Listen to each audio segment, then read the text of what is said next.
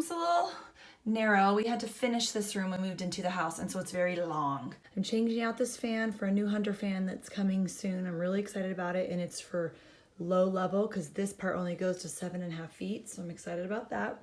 I'm adding all those plants up here, which is gonna be really, really fun. Look at that in all its glory.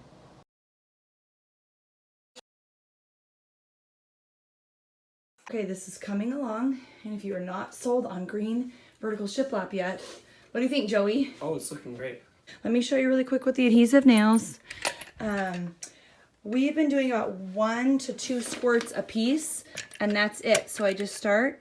You don't want too close to the edge so it won't ooze out, and you just kind of do a little snake line, and really, like, so now I'm just about 1. Okay, I'm gonna reload and go again. So it's about 1.5. Then to stop it, it always keeps oozing, right? That's a problem. So you're gonna stop this and then just kind of rub off the extra and it'll stop oozing out. Have an extra rag close by so you can put it down so it won't get on your carpet or anything. And then you wanna get it up kind of quick because it dries.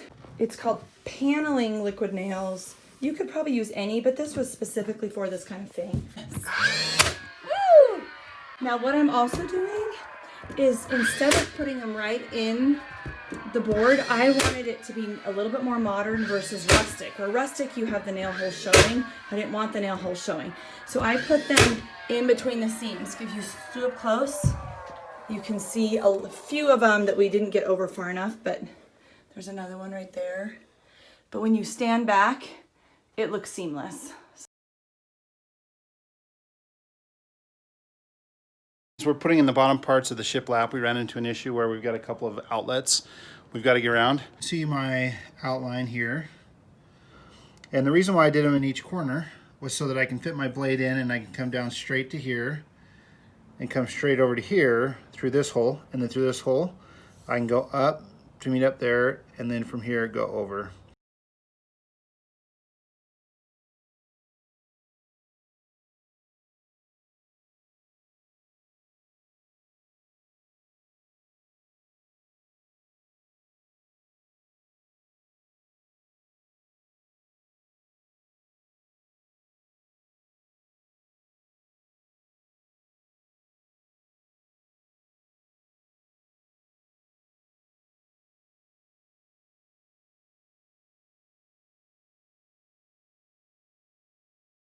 Okay, a few last minute things as I've been decorating in here.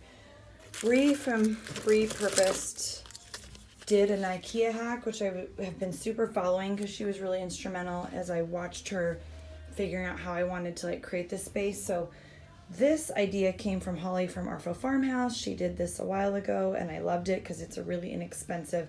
These are $79 a piece and I think this is like $30. But I wanted to update it. So Bree grabbed these off of Amazon. She spray painted hers.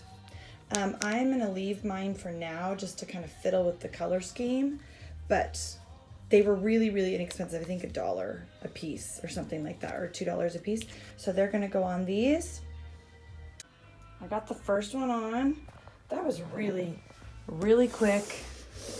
It's a mess, but you see, you just drill them in right there, and I just measured to make sure these are exact size. So I will link because these exactly fit the IKEA handles.